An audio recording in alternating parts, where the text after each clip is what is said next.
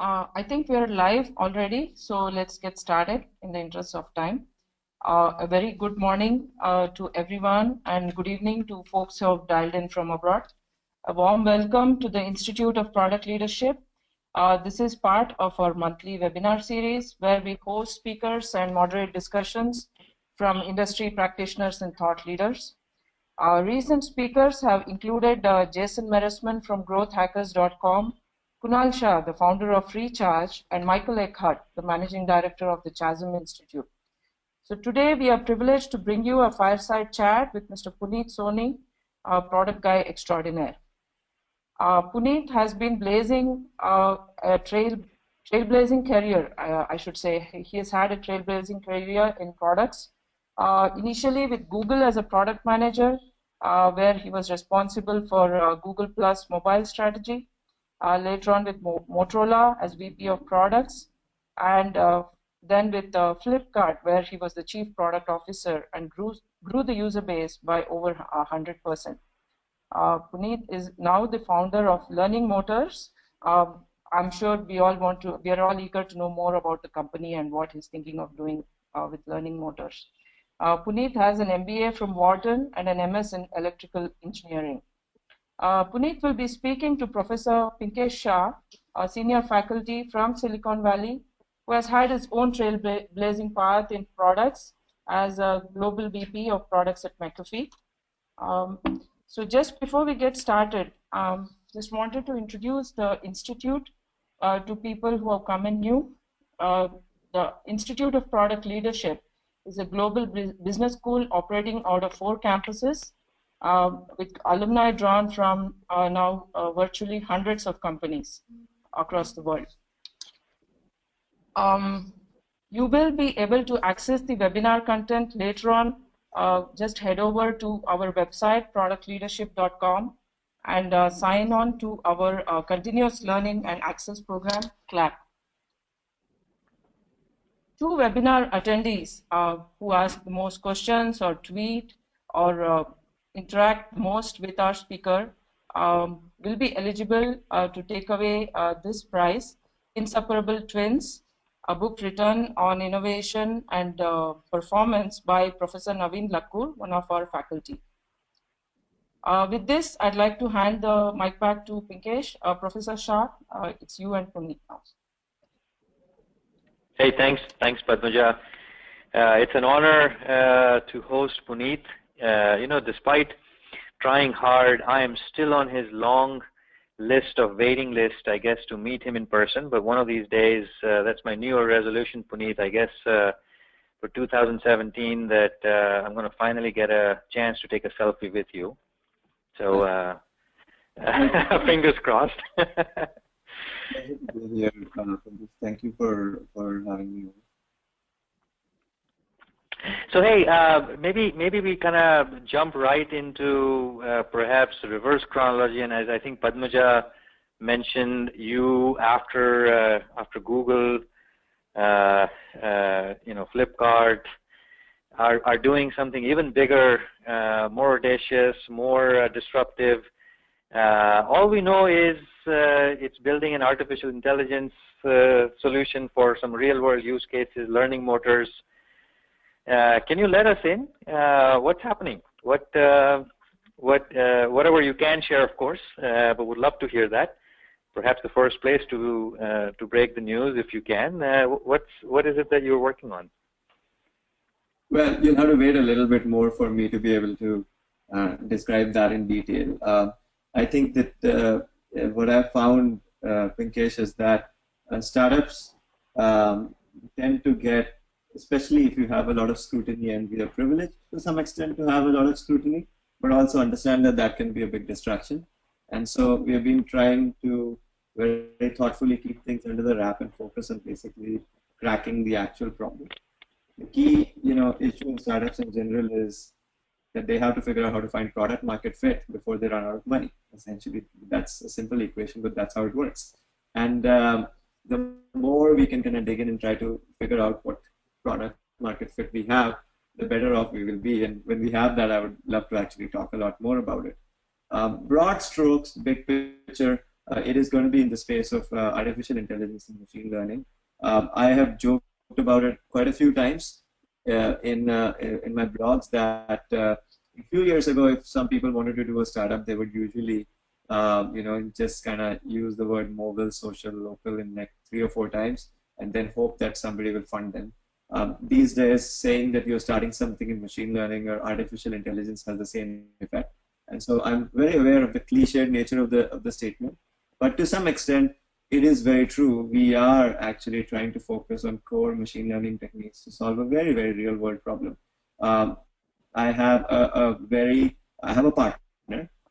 His name is Anshu Sharma. He used to be VP of Product Strategy at Salesforce. So he's a very enterprise-oriented, go-to-market sort of person, a leader in that space. And my experience is very user-oriented and a consumer. And so basically, it's a very interesting pairing.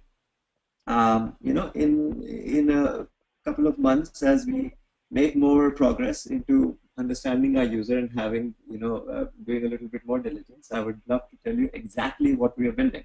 But till then, let us put our head down and keep working. Super. Well, wish you all the very best, and certainly look forward to learning and hearing more about it. I'm sure it's going to be a super blockbuster, and I think AI and the whole machine learning, I think, has been hot in terms of multiple industries, and especially healthcare and others. I was just reviewing on a panel one of the interesting healthcare analytics company who was almost predicting when people are going to fall sick next, and using AI to even find the cure, almost like a doctor bot, just like you have a chat bot, right? Almost suggesting based on the vital parameters. So super. So look forward to hearing more, and wish you all the very best. Well, thank you. So I hear that. Yeah. So we will see. No, go ahead. I was just going to say, I think that these are hard problems to solve. True machine learning, as I said, is a little bit of a cliche term, but true machine learning involves setting up data and feedback and the kind of infrastructure that very few teams really know how to do. I was always keen on starting something that is very, very heavy on core technology. Ultimately, that is really, in case, our value proposition. We are not really doing something that's not technology intensive is going to be hard for people like us. What role do we have? And so we will see. I think that we've just started. It's a long way. 99% of startups fail. So I think all you can do is do a good job and hope for the best. Excellent. So, now obviously you're in the Valley, and, or back in the Valley, I would say, right? You were here before, you kind of went to Bangalore, did the fantastic stint with Flipkart. What would you say now that you're back here, and obviously you've spent a lot of time with the ecosystem there in Bangalore, what would you say are the stark kind of differences between the two ecosystems, not only just from an entrepreneurial perspective, but also from a entrepreneur, people who are in companies, product leaders, product managers, and that community. From that perspective, are there some lessons learned? Are there some key differences you've seen now that you've kind of operated in both geographies in a product leadership role? Yeah, I mean, of course, the entire market is very different in the way it's evolving. I think that, I remember when I was in India and started there, one of the key things that first thing you noticed is just the vitality and energy in the ecosystem there. I think it, sometimes makes Bay Area look very sleepy and almost like a retirement home. Out there, there's an intensity that's quite unparalleled, and there's very few places in the world that actually can match that. There is a lot of young people, and I think that it's visibly apparent, the energy of the space, because there's so many young people working so hard trying to figure out how to build stuff. I think that's one of the fundamental differences. About a decade ago, if you went to India, you would notice a lot of people would like to get good jobs and try to figure out how to move ahead in life. Now, when kids graduate out of school in India, they all want to start a company, and it's almost a chore to try to convince them to actually come and work for you. So, fundamental change in attitude, energy, and vitality that's kind of unparalleled, to be honest. A market opportunity that's very, very big. I think we all know that, in sheer numbers, US outstrips almost anything that's there in the world in terms of market opportunity. But we also know that the pace of growth of the Indian market is unlike anything we can see.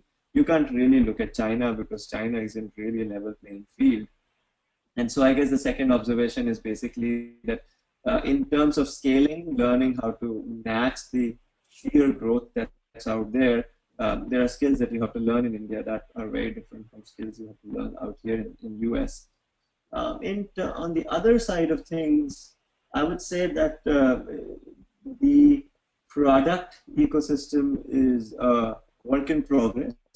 About a few years ago, I would say that there was still a lot more to be done. And I know that you guys and with IPL and other things, that Product Leadership Institute that you built, have been kind of helping foster that. Things are much better now. There's a lot more maturity coming into play, but it doesn't still compare to the amount of talent and people and exposure that you can get out here in US. So there's a little bit more developmental work that has to be done there. I would say that those are some of my kind of higher level observations. Big picture, in product leadership can an ecosystem of product leadership where products mature and leadership can actually drive the companies forward are possible when you have mentors and leaders who actually have built product companies and have moved these forward using core product management tenets. There is more work to be done in India to build companies that are great examples of product management. There are companies that are great examples of infrastructure. There are companies that are great examples of logistics. There are companies that are great advantage of, as we call in India, jugaad. But companies that display sheer product excellence, there's some, but we need a lot more of them, and then that will inspire basically a whole generation of product leaders to pop up. So there's more work to be done, but there's a lot of progress since the last few years. Excellent. So in fact, I'm going to try and pipe in some questions which are already kind of coming in. There's somebody who wants to ask, I think it's Udit, who is saying, hey, look, if somebody wants to move from the Valley to Bangalore, and somebody who already has an experienced PM type of background as they move, what would be your advice for somebody like that as they seek career opportunities in Bangalore? What kind of, I guess she's not asked that, but I'm adding and extrapolating. Is there a particular type of companies and roles for people who are coming from the Valley to Bangalore? Sure. And I'll caveat all this by saying that if you wanted diplomatically nice answers, then there are other people you could reach out. I'll just give you my blunt answers, whether you like it or not. I think that there is a lot of opportunity in India. If you are a junior or mid-level product person, then you could potentially, there's a lot of different kinds of roles that you can pick up there, and we can talk about what they are. If you, at a higher level, the framework is if you're a senior person, you're a C-level person, or you're a VP, SVP of product, and you want to move to India, I don't see that much of a track record of senior product people moving out there and being in positions where they can actually have true leadership on the direction of the company. If you want to do that, then I recommend you basically find a role that's more like a CEO role in India, or you or you go to India and start a company of your own. If you're a mid-level or a junior person, I think it's a fascinating opportunity. You will get to learn a whole different set of things in a whole different culture. You would also get to exercise muscles that you have never exercised before, because the kind of challenges in India are very different. In that case, all the top companies, the so-called pseudo unicorns that we name in India, are all really good places to go. Of course, Mike's company Flipkart is great. Ola is great. Uber India is doing a really interesting job. I have a few friends there. Amazon India is doing an incredible job. So there's all those places you can go. So it just depends upon which phase of your career you are in. I believe that if you want to go as a senior leader, then you should find a role that allows for a lot more control over what you want to do with a company. And that typically, will be a C-level role, or it will be your own company. Brilliant. Yeah, I think makes perfect sense. So there's a bunch of questions on the reverse side now. So for example, Rahul Nursing Honey asks, hey, I'm a product manager at BMC, and I'm interested in taking a more executive kind of leadership role, especially a role like a chief product officer. So his question is, how should I get to that goal? There was a related question, and I'm going to try and combine one more so that you can kind of answer effectively both sides. There's a lot of senior PMs who are in Bangalore, and they often find themselves, quote unquote, stuck. A lot of people describe them as the glass ceiling.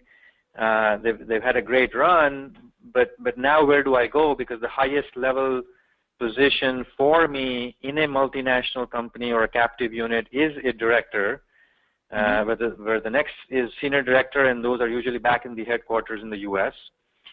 And so I guess broadly speaking, how do we people move and break through these barriers, these glass ceilings, if you will, to get to a CPO role? What's your advice? How would you answer that? Yeah, I mean, sure. First of all, big picture. CPO, VP of product, SVP of product, all of these are basically the same roles, just the titles are different, and we have some amount of self-aggregation, but at the end of the day, they're basically the same title, the same roles. The key is, what you're asking is, how do I get to a place where I can be the head of product of a particular company? Now, there are many different ways you can do this. First and the foremost way to do it, if you want to be the head of product, and you're a senior PM, then first, I always tell people, start behaving and doing the work of whatever the next level you need to be at. And if you actually are doing it, you're taking on that kind of scope, you are trying to be executive, not just in terms of your decision making, but more importantly in terms of how you interact with the team, what amount of responsibility you take, how you think about strategy of the entire company and what kind of impact you want to make, and people will automatically start seeing that potential in you. So that's it may sound pie in the sky, but to me, the biggest advice I give people is, you want to move to the next level, start behaving as if you're on the next level, and if you're really good at it, your potential will shine. So that's one. Second is, find somebody who can be an effective mentor to you.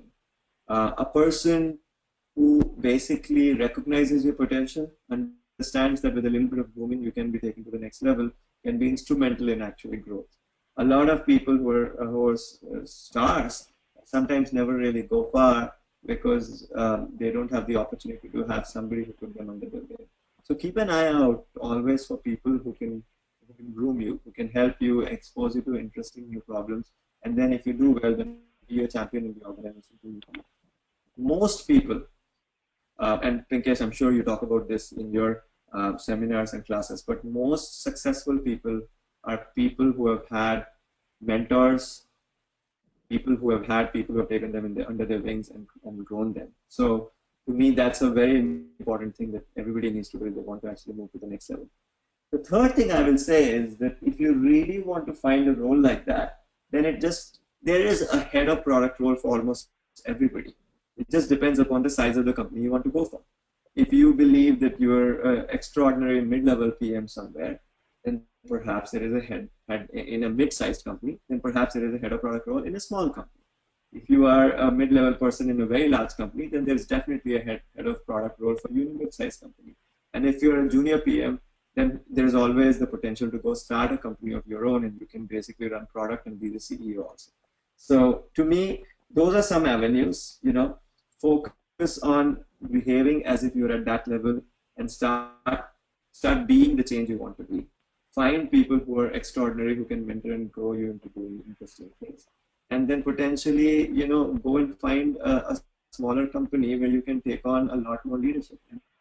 All of these are avenues by which you can break the glass ceiling and not be stuck. That's brilliant. That's brilliant. So essentially you're saying, A, kind of start behaving as a plus one, from where you are, so that people don't wait for the title to come to you and don't wait for somebody to promote you. You kind of start executing as plus one. And then second is, find a mentor, because sometimes osmosis, learning from each other and learning from others might be the best form sometimes. Brilliant. Now, yeah. That's kind of what I have done. I mean, whatever little success I've had, I attribute it to when I was in Google, Vic Gandotra took me under his wing. I looked at to him as my mentor, and we did some incredible products. We also did products that failed, but whatever success I had in Google was because of him. At every point, the big lesson that I was taught was behave as if you are a director. When I was a group PM, behave as if you're a VP when you're a director. Behave as if you are, a CEO and can run a company when you want to get there. So just be the change you want to be, and your potential will shine through. Absolutely, absolutely brilliant. So on a related question, I think Srini, asks perhaps a more pointed question, but I think it's worth asking, which is, when you were the chief product officer, at Flipkart, you were probably one of the 6 or 7 such chief product officer in a real sense, somebody who held a C-level title, in the organization of that size and that stature. Do you think that this chief product officer, from a title perspective, is really a fad or a fashionable thing to happen in India, or do you see this as a trend in the next 5 years that this will become a norm and many companies will recognize that? Yeah, I mean, look, chief product officer is a very conventional and typical role in the Valley. Sundar was one of those. Chris Cox in Facebook is one of those. Most companies have somebody who's the head of product. Whether that head of product is called a chief product officer, a VP of product, or SVP of product depends upon the company's titling strategy. To some extent, what really matters when you take on a head of product role or a head of engineering role or any of those head of roles is not the title. What matters is who do you report to. So my advice to you, if you ever consider basically taking on a head of X role, the key thing you have to see is if you report into the CEO. Because if you report to the CEO, then you're basically on the leadership senior executive team, and you can actually be partly responsible for driving the company forward. So that's kind of very important. Now, as I said, the role is, the title is very common in the Valley. There's a lot of people who have that. And in India, you will increasingly see a lot more of that. To some extent, it depends upon what are the other titles around you. For example, if a company has a chief operating officer role, and then for the product person, the leader, the role is VP of product, then it sort of sends a signal that product is not really the prime driver. Product is not really on the same key as the others. So sometimes when you have a lot of titles that are CXO, it makes sense to have a chief product officer. On the flip side, I know great companies and large companies where basically the executive leadership that reports into CEO is VP of X. And in which case you have VP of engineering, VP of product, VP of operations, VP of customer service, and so on and so forth.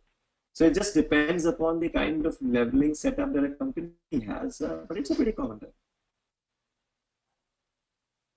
Excellent, excellent. So I'm going to turn a few questions that I'm seeing here as I'm going through this list on education. In fact, we had heard, this is a very routine question we also hear a lot from our community in the past. It all kind of starts with the basic source of the question, hey, how do I break into product management if I don't have prior experience doing it? And then I think the question kind of quickly morphs into, hey, I've done an MBA, a kind of general management, style MBA. How come I'm still not able to break in, right? What is it that I'm missing? People say I should do an MBA. I've already done that. How do I do that? In fact, Krishna Kumar asks also a good question, which is, what can I expect from a top, business school? In fact, he talks about ISB in particular. So are there relevant skills that these business schools are teaching? How important is our MBA to kind of break into that career? What's your thinking there? Well, I mean, if I say it isn't, then it will sound facetious because I went to business school and then did product management. So having said that, I would say that a little later in your career, it's almost irrelevant. I mean, when I'm hiring, directors and senior directors and, even PMs, senior PMs, I rarely look at the fact that they have a business school degree and the fact what kind of experience they have. Now, when you're an entry-level person in joining an entry-level product management gig, then a business school degree can help potentially. It might be better to think about it in terms of what do world-class companies look at when they hire entry-level PMs.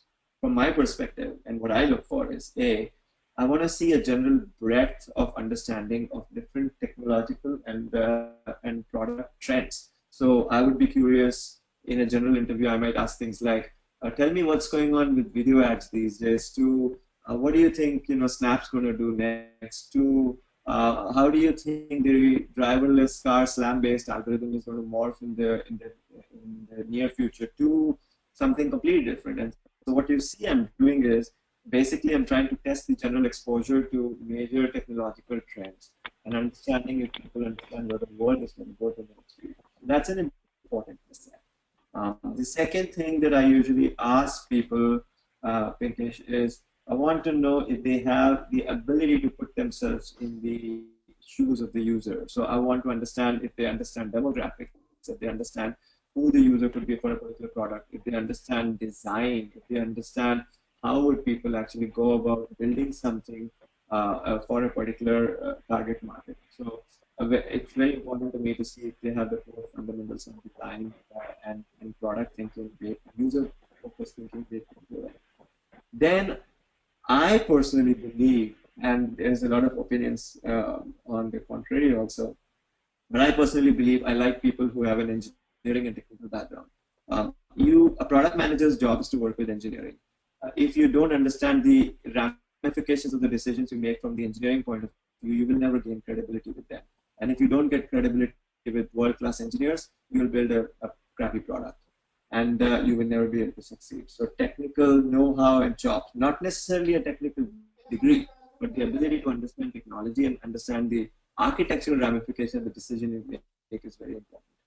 And then finally, what matters to me is something that's very intangible. I want to understand, and it's hard to measure, but think of it as emotional intelligence. A product manager can be a leader, can be a follower, can be in the middle of the organization and an enabler, depending upon what the needs of the organization are.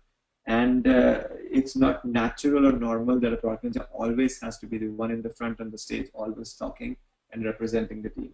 So do you have the ability to know what the needs of your team are? Do you know how to fill in those gaps? Do you understand that if the team succeeds, then you have to spread the credit, and if it fails, then you have to basically take on the blame? If you have all of those things, and you at least have an inkling that these are the needs, then you will be a product manager. It is up for debate whether some of those things are taught in a business school or not. I've seen some amazing product people who are basically just intuitive people person. And at the end of the day, that's basically the um, primary attribute of a product person. It's somebody who's in tune with what human needs are. Got it. Got it. Makes sense. There was a related question on this whole concept of kind of e-learning, and now with the access to all kinds of video content available, a lot of people subscribe or read, spend hours through these online courses, if you will. Which might not have a whole lot of experiential nature to it, but at least in theory, it kind of makes them a little bit buzzword compliant, if you will. So there's a question, on this in terms of kind of your take on this online method of learning versus more experiential way. Do you have a thought? Do you have thoughts on kind of which one is better at what stage of the career, or what to do, what not to do when it comes to kind of equipping yourself with that skill? Sure. I mean, I will just make one more comment about the previous question, if you don't mind, Pinkesh. Sure. The question was, should I get an MBA and will that help me get a top product job?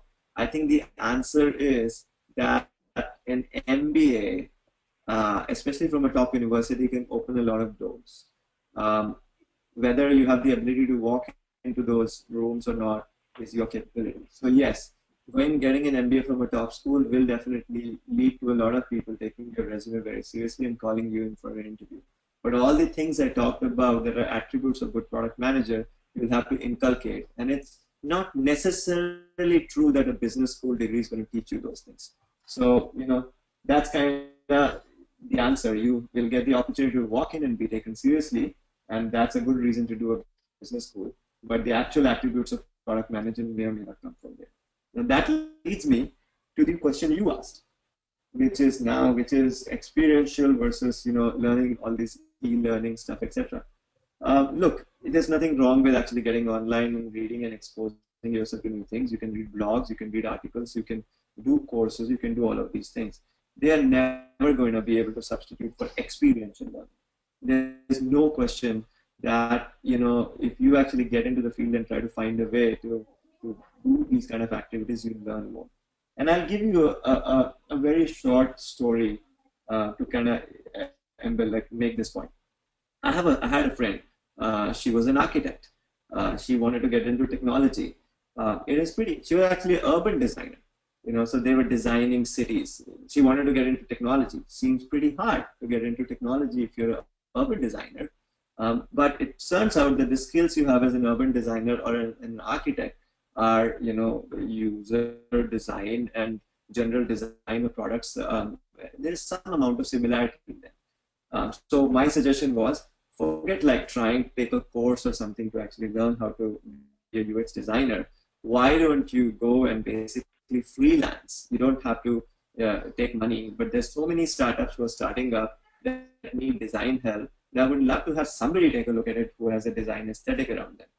She spent basically 6 months working off literally Craigslist, finding these small startups who didn't have enough money to actually do this. Suddenly one day, one of the startups that she was working for started offering her money because she was good. From there on, she got a contract job at PayPal. Then she basically was hired in as a UX designer into eBay. Then she became a design leader at Facebook. Then she became a product manager at Facebook. She made a leap from design to product. And now she's a product leader at Facebook. So how did an urban designer go ahead and become a product manager, a product leader at Facebook? Through experiential learning.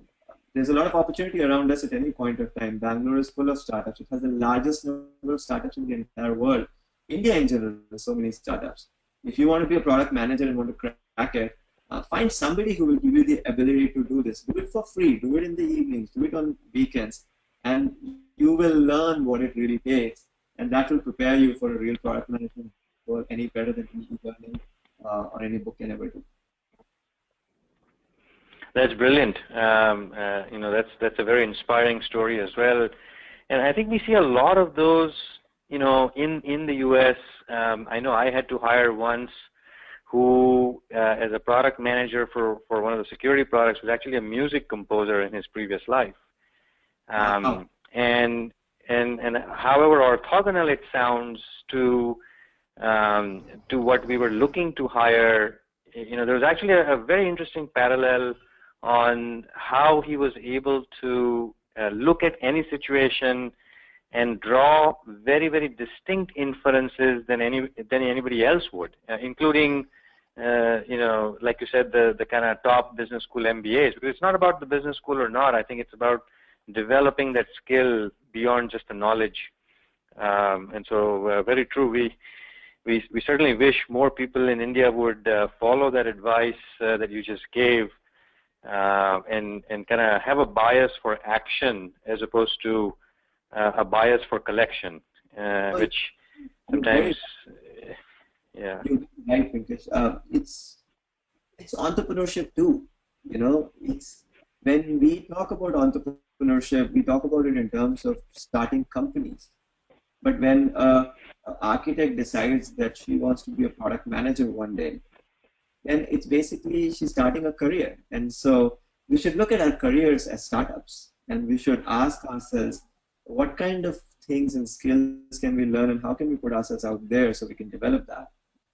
And the best entrepreneurs are those who actually build fantastic careers out of nothing. Very true. So, on a related note, there are a few questions which are popping up in terms of the specific skills, necessary as you either get into the product management role, the first one, or for those who are already there to kind of move up. And just to broadly generalize, there are three. And I've used this personally when I've had to hire and start the team there. Is there are kind of three buckets you look at when you hire from a hiring manager's perspective. Does this person have enough leadership skills? Everything from storytelling to convincing people to kind of working with engineers, as you mentioned, to resolving conflicts, leading through influence, all of that. The second is your the brass tacks of product management skills about pricing, user stories and customer inciting and road mapping and agile and all that. And then the third is the kind of the domain area, the domain in which the particular product manager is being interviewed for, from a company and context of the products that the company is building. In your view,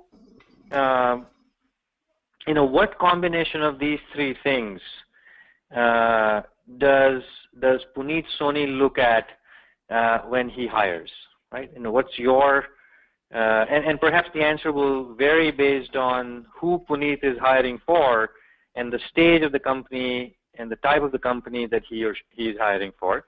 But just wanted to see if you could answer. There were 2 or 3 questions around that, specifically what kinds of skills and perhaps in these 3 buckets. Yeah, no, I think that I actually, if I look at those 3 buckets, I would prioritize them exactly as you laid them out.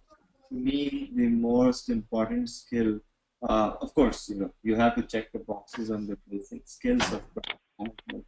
I want to see people who have the ability to, who have a lot of respect for numbers and data and make data-based decisions, are intuitive, but they usually are good at backing it up with data.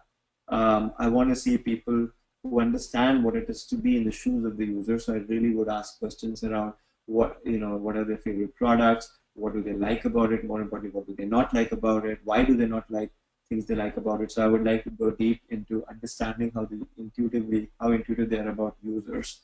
And so there's a lot of these traditional skills of product management, some of them you noted in your second bucket, that actually matter. But to me, they are table stakes. If you're not good at those, then there is really no point actually talking to you. If you're good at them, that doesn't really mean I'll still hire you. It just means that you've kind of crossed the baseline. So the core skills of product management, the day-to-day humdrum of doing things, the ability to look at analytics, the ability to look at user stories and all the things you talked about, to me are basically a baseline. The most important thing that usually triggers a hire or no hire decision to me is the first category that you talked about, the ability to lead, the ability to be emotionally thoughtful, and by lead I mean lead, follow, or be in the middle depending on the needs of the team, the ability to inspire, the ability to articulate and communicate, being emotionally intelligent, the ability to work with different parts of the team. To me, if you have the baseline set, then you are eligible. If you have these, then basically there's a shot at you being hired. But if you don't, then no matter how amazing you are at the core product management skills, you don't have a place in my team. The last one, to be honest, is the weakest. Domain knowledge matters in certain areas. I'm sure that in security and the space you come from, there is a lot more need to emphasis put on this because there is frankly a lot of domain expertise and it's very helpful. But for most part, I like product managers who are generalists. A great product manager has the ability to move from one domain to the other, and with a little bit of learning, they're basically as good at it.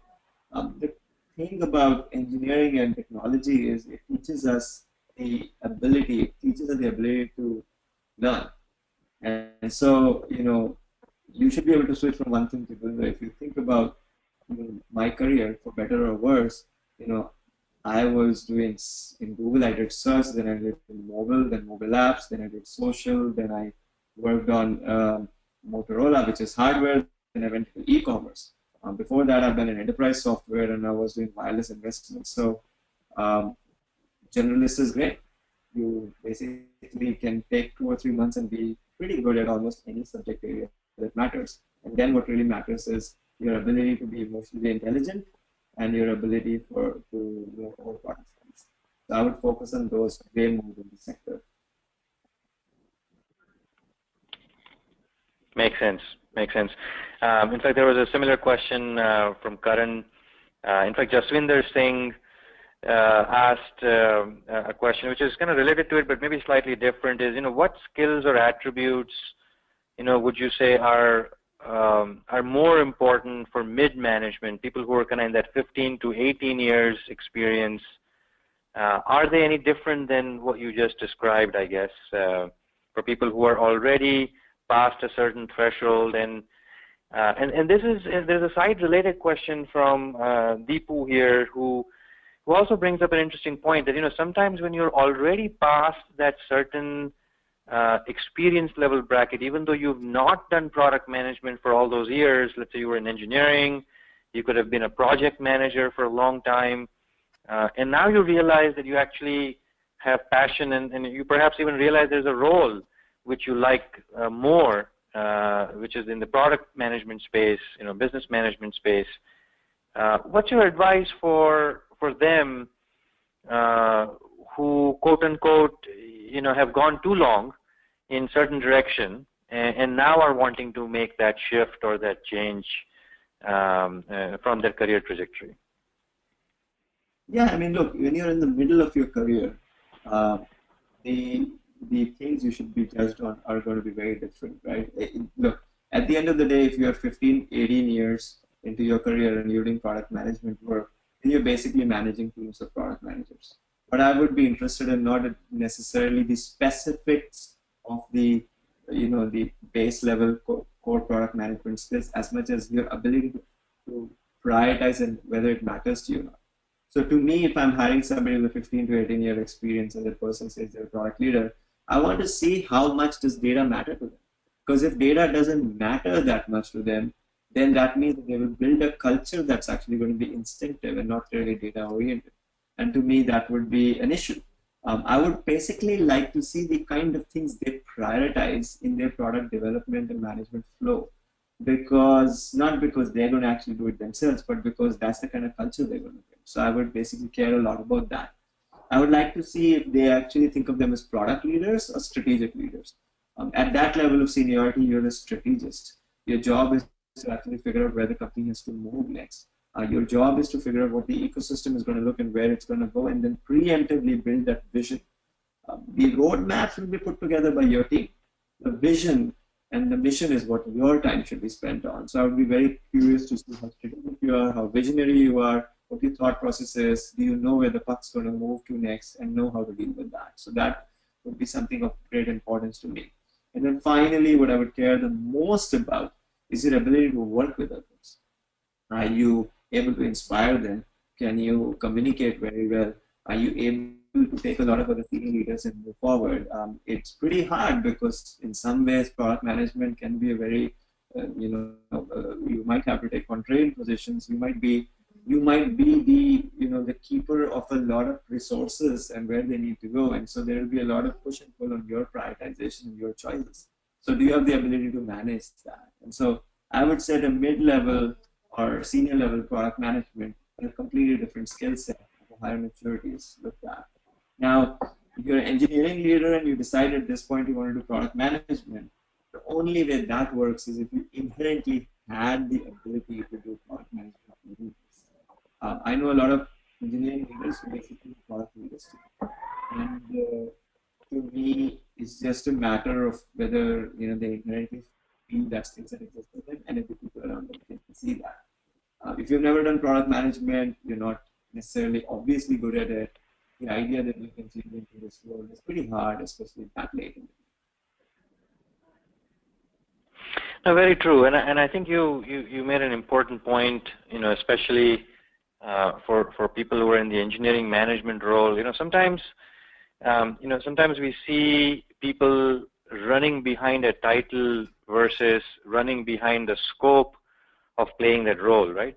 There's a lot of engineering managers who go beyond managing people, managing process, and kind of into the customer, customer empathy, the business model discussions. And so by virtue, they might be playing the role of a product leader, even though in title they're not a product manager.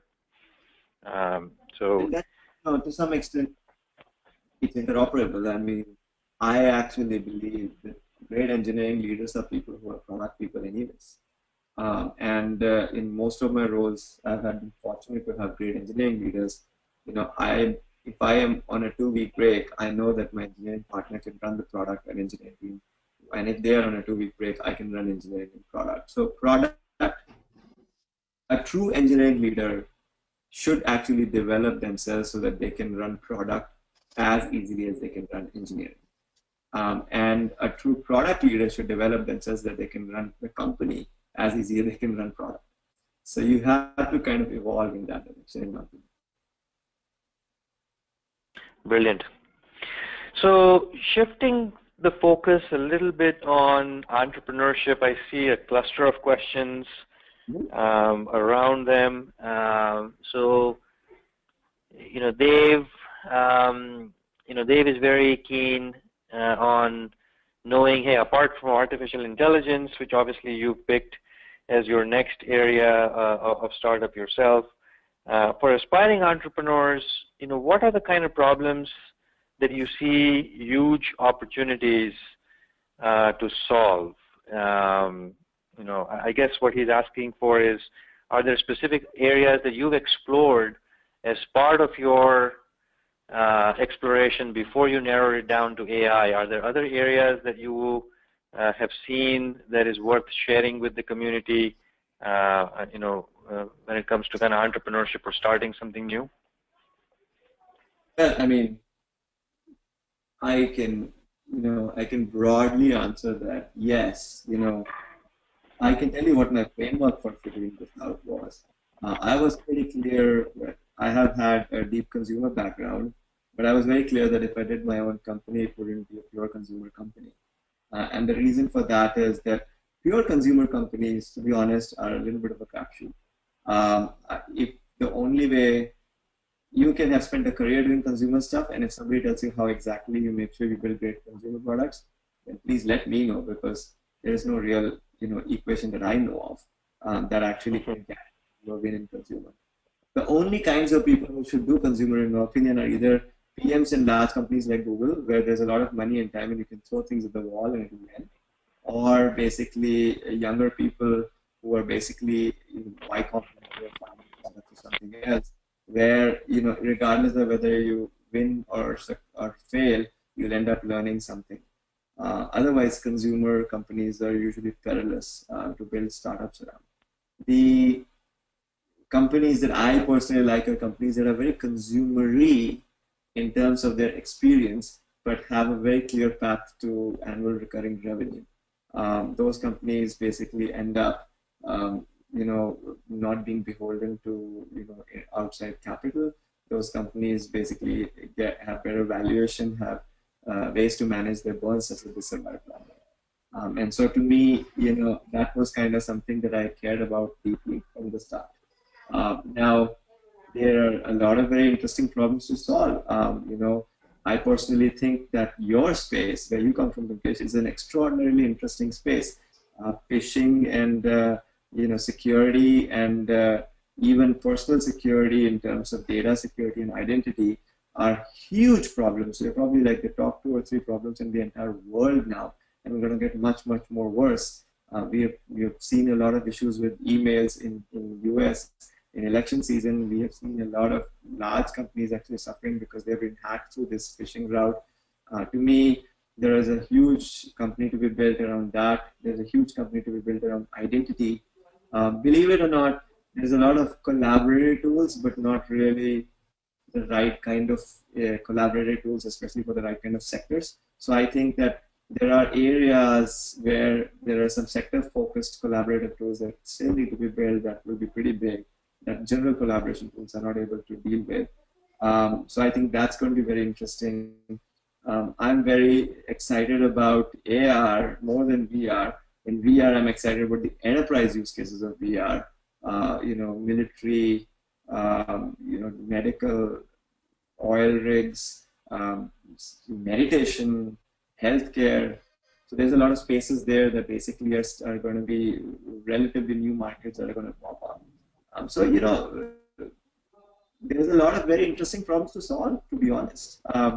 You just have to look around yourself and ask yourself, A, what framework do you want to follow? When I started, it's not like I was waking up every day and I'm super passionate about a particular problem that I wanted to solve. If you have that, you already have the answer to actually going and building a company.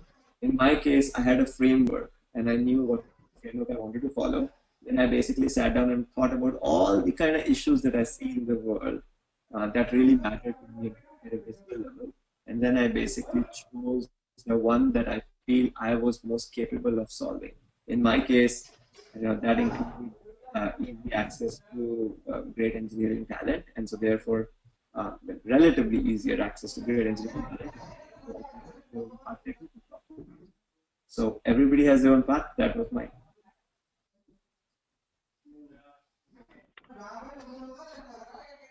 That's very useful. So not only kind of take a look at what you want to solve, what excites you to solve, but also what feasibility and viability do you have to solve that, right? So kind of leverage that as you narrow down. The biggest mistake people make, in my opinion, is they basically find a problem they're excited about and they jump right in. There is almost this idea that if I actually kind of go and get started, I'll find a way. That's true at some point in the evolution of the idea.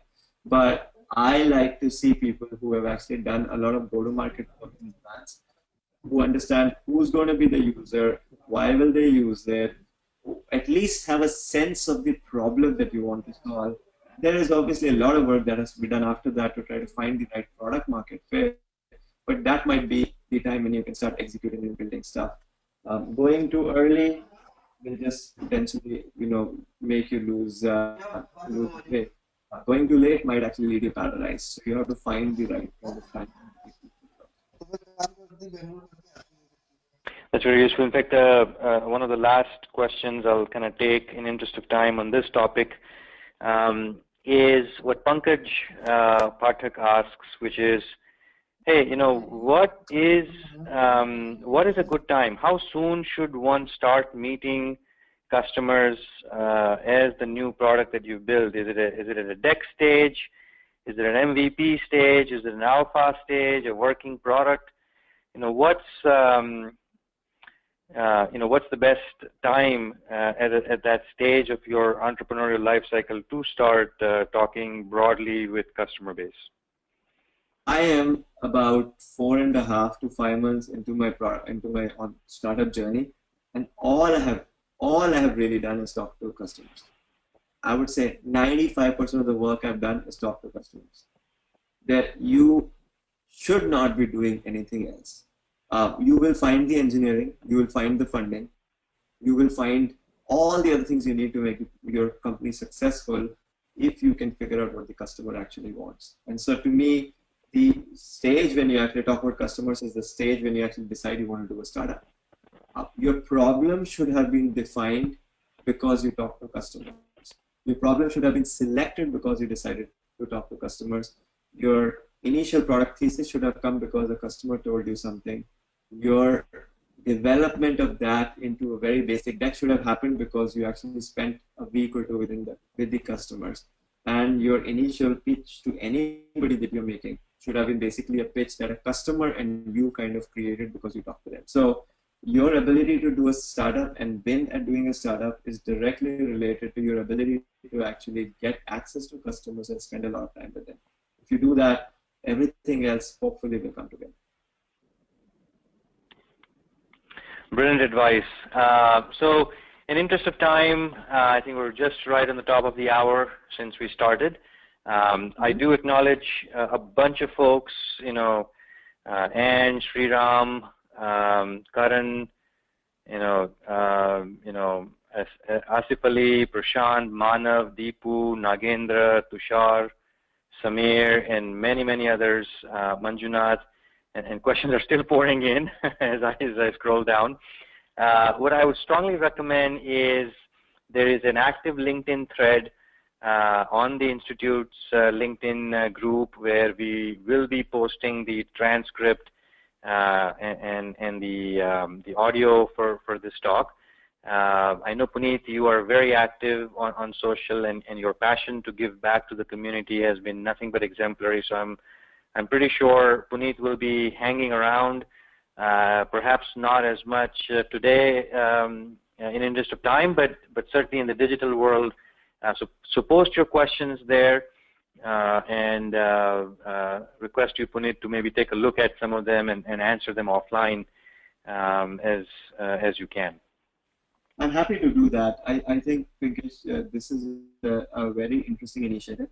I found the conversation amazing, and as I said, the real meat of this was in the questions that your audience asked. You seem to have a pretty smart group of people who are all very keen on interesting things to do. So my congratulations to you. Love being a part of it. Happy to go on to the link and look at it.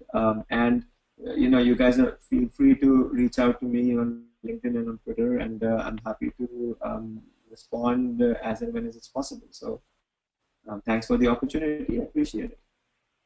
Super. Hey, this has been terrific, and there's a lot of people who know a lot, and then there's some who know how to share a lot of what they know a lot. And so truly appreciate your time and energy. I know it's very late, stealing away time from family. So truly appreciate, I think on behalf of the entire community in India, certainly thank you for your time, and look forward to a more engaged conversation, and bring you as often as we can to these forums, so the community at large can learn from you. Sounds good. Thank you so much. Super. Thanks guys. Over to you, Padmaja. Yes, Pinkesh. So we'll wrap it up right there. Thank you so much. Thank you, Punit. I want to add my thanks to Professor Shah's thank you. An inspiring and enlightening chat with a master product leader. I'm sure you all agree that we all derived a lot of benefit from the insights. So we are done for the day. We would like to announce that there are two winners to the book prize that we announced earlier on. Manav Mehta and Pankaj Pathak. Our team will contact you and get your coordinates so that we can send you this book written by Professor Naveen Lakkur from the Institute. We also want to point you to CLAP, the Continuous Learning and Access Program, where you can access webinar content from previous webinars, this webinar, and a whole lot else. A note about our upcoming events. On December 8th, we have a webinar that will be led by Jamie Barnett, the CMO of Netscope. She will be speaking about the 5 essential practices of thought leadership. December 10th, we are coming to Hyderabad, where we have our day in the life of a product manager. This is a very popular seminar in Bangalore, so first time to Hyderabad. So if you are in Hyderabad, do check out the seminar. January 10th, we have a webinar by Eric Winsborough, the CEO of Districts Networks, where he'll be talking about essential go-to-market considerations for product managers. January 21st, we are in Delhi, New Delhi seminar on day in the life of a product manager. So lots of events coming up. So do interact, participate, and engage with us. This brings us to the end of today's webinar. Thank you all. Thank you for attending. Thank you. Thanks. Bye.